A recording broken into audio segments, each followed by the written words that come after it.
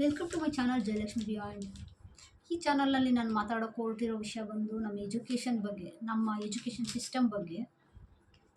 ನಾವು ನಮ್ಮ ಮಕ್ಕಳನ್ನ ಏನಕ್ಕೆ ಓದಿಸ್ತಾ ಇದ್ದೀವಿ ಅಂದರೆ, ನಮ್ಮ ಮಕ್ಕಳು ನಾಳೆ ದಿನ ಕಲ್ಲು ಓರಬಾರ್ದು, ಮಣ್ಣು ಓರಬಾರ್ದು, ಮೂಟೆ ಓರಬಾರ್ದು ಅಂತ. ಹೌದು ಅಲ್ವಾ? ನಿಜವಾಗ್ಲೂ ನಮ್ಮ ಮಕ್ಳು ಕಷ್ಟ ಆಗಬಾರ್ದು ಅಂತಲೇ ಅಲ್ವಾ ನಾವು ಇಷ್ಟೆಲ್ಲ ಕಷ್ಟಪಡ್ತಾ ಇರೋದು. ನಿಜವಾಗ್ಲೂ ನಮ್ಮ ಮಕ್ಕಳನ್ನ ಅಷ್ಟೇ ಸುಖವಾಗಿ ಸಾಕ್ತಾ ಇದ್ದೀವಿ. ನಾಳೆ ದಿನ 20-30 ವರ್ಷ ಆದಮೇಲೆ ನಮ್ಮ ಮಕ್ಕಳು ಮೂಟೆ ಹೊರಬಾರ್ದು ಅಂತ LKG-ಇಂದನೇ ಮೂಟೆ ಹೊರಿಸ್ತಾ ಇದ್ದೀವಿ. ಎಷ್ಟು ಮೂಟೆ, ಎಷ್ಟು ವೆಯ್ಟ್ ಇದೆ ಆ ಮೂಟೆ ಅಂತ ನೀವು ಸ್ವಲ್ಪ ಎತ್ತಿ ನೋಡಬೇಕು. ಮಕ್ಕಳು ಎತ್ಕೊಂಡು ಹೋಗ್ತಾ ಇರ್ತಾರೆ. ಕೆಲವೊಂದು ಸಲ ನಮ್ಗೆ ಗಮನಿಸೇ ಇರೋಲ್ಲ ಎಷ್ಟು ವೆಯ್ಟ್ ಇದೆ ಅಂತ. ಒಂದು ವೀಡಿಯೋನೂ ನೋಡಿದೆ, ಯಾವುದೋ ಮಗು ರೋಡಲ್ಲಿ ವೆಯ್ಟ್ನ ಎತ್ತಕ್ಕಾಗದೆ ಹಿಂದಕ್ಕೆ ಬ್ಯಾಗನ್ನು ಬಾರಿ ಹಿಂದಕ್ಕೆ ಬೀಳ್ತಾ ಇದೆ. ಆ ವಿಡಿಯೋ ಒಂದು ನೋಡಿದೆ.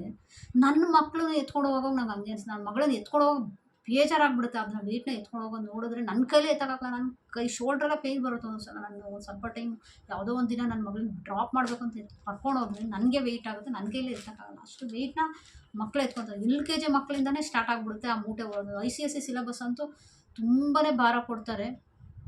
ಸ್ಕೂಲಲ್ಲಿ ಇದ್ರ ಬಗ್ಗೆ ಏನಾದರೂ ಯೋಚನೆ ಮಾಡಬೇಕು, ಮತ್ತು ಒಂದು ಲಿಮಿಟ್ ಮಾಡಬೇಕು ಬುಕ್ಗಳಿಗೆ. ಮತ್ತು ಏನಂದರೆ ಸಬ್ಜೆಕ್ಟ್ಗಳನ್ನ ಇವಾಗ ಬೆಳಗ್ಗೆ ಒಂದು ಕನ್ನಡ ಇದೆ ಅಂದರೆ ಲಾಸ್ಟ್ ಪೀರಿಯಡ್ ಒಂದು ಕನ್ನಡ ಇಡೋದು, ಅಥವಾ ಮ್ಯಾಥಮೆಟಿಕ್ಸ್ ಇದೆ ಅಂದರೆ ಒಂದು ದಿನಕ್ಕೆ ಪ್ರತಿಯೊಂದು ಸಬ್ಜೆಕ್ಟ್ನು ಡೈಲಿ ಮಾಡೋದು ಬದಲಿಗೆ ಒಂದು ಸಬ್ಜೆಕ್ಟನ್ನ 2 ಟೈಮ್ ಮಾಡಿದ್ರೆ ಅವ್ರ ಭಾರ ಕಡಿಮೆ ಆಗುತ್ತೇನೋ ಅಂತ ಅನ್ಸುತ್ತೆ. ಬೆಳಗ್ಗೆನೂ ಮ್ಯಾಥ್ಸು ಮತ್ತು ಮಧ್ಯಾಹ್ನ ಮತ್ತೊಂದು ಲಾಸ್ಟ್ ಪೀರಿಯಡಲ್ಲಿ ಮ್ಯಾಥ್ಸು, ಈ ಥರ ಮಾಡಿದ್ರೆ ಸ್ವಲ್ಪ ಕಡಿಮೆ ಆಗ್ಬೋದು ಅನಿಸುತ್ತೆ. ಸುಮ್ಮನೆ ಎಲ್ಲ ಭಾರ ಹೊರಿಸ್ತಾರೆ.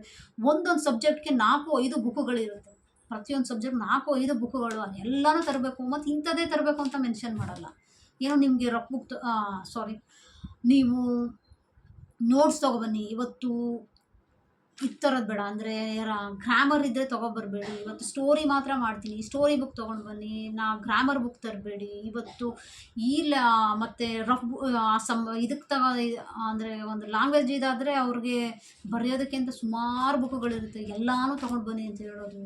ನನಗಂತೂ ಬೇಜಾರಾಗುತ್ತೆ. ನನ್ನ ಮಕ್ಳು ಬ್ಯಾಗ್ ನೋಡಿದ್ರೆ ಬೇಜಾರಾಗುತ್ತೆ. ನಾಳೆ ದಿನ ಕಷ್ಟಪಡಬಾರ್ದು. 20-15-20 ವರ್ಷ ಆದಮೇಲೆ ಅವ್ರಿಗೆ ಶಕ್ತಿ ಬಂದ ಮೇಲೆ ಹಿಂದಿನವರು ಮೂಟೆ ಹೊರ್ತಿದ್ರು ಏನೋ, ಆದರೆ ಈಗಿನವರು ಅಂತೂ LKG-ಇಂದನೇ ಸ್ಟಾರ್ಟ್ ಮಾಡ್ತಾರೆ. ಇದೇ ಎಜುಕೇಷನ್ ಕೊಡ್ತಾ ಇರೋಂಥದ್ದು. ಕಷ್ಟ ಆಗಬಾರ್ದು. ಏನು ಕಷ್ಟ ಆಗುತ್ತೋ, ಏನು ಕಷ್ಟ ಆಗುತ್ತೋ ಇಲ್ವೋ ನಮಗಂತೂ ಗೊತ್ತಿಲ್ಲ. ಮತ್ತು ಇನ್ನೊಂದು ಏನು ಅಂದರೆ, ನನ್ನ ಮಗನಿಗೆ ಚೆನ್ನಾಗಿ ಓದಿಸ್ಬಿಟ್ರೆ ಒಂದು ಡಾಕ್ಟ್ರು, ಇಂಜಿನಿಯರು, ಅದು ಇದು ಏನೋ ಚೆನ್ನಾಗಿ ಓದಿಸ್ಬಿಟ್ರೆ ನಾಳೆ ದಿನ ಚೆನ್ನಾಗಿ ಸಂಪಾದನೆ ಮಾಡ್ತಾನೆ ಅಂತ. ನನ್ನ ಮಗ ಸಂಪಾದನೆ ಮಾಡಲಿ ಅಂತ ನನ್ನ ಗಂಡನ ದುಡ್ಡನ್ನ ಖರ್ಚು ಮಾಡ್ತಾ ಇರ್ತೀವಿ.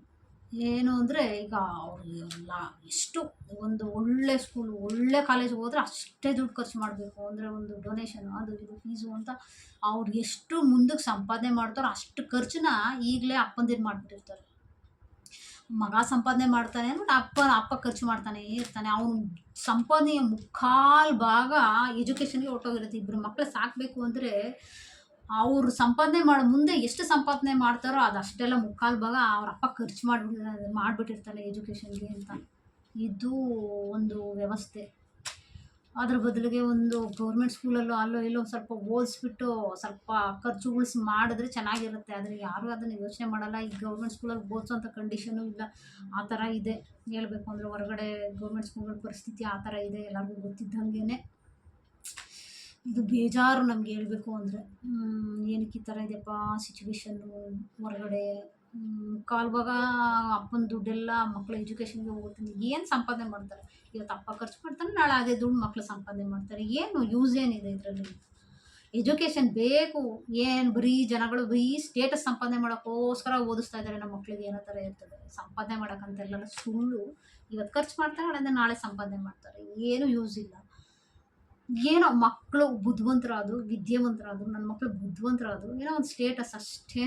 ಇದರಿಂದ ಎಜುಕೇಷನ್ ಕೊಡ್ತಾ ಇರೋವಂಥದ್ದು ಬರೀ ಸ್ಟೇಟಸ್ ಅಷ್ಟೇ.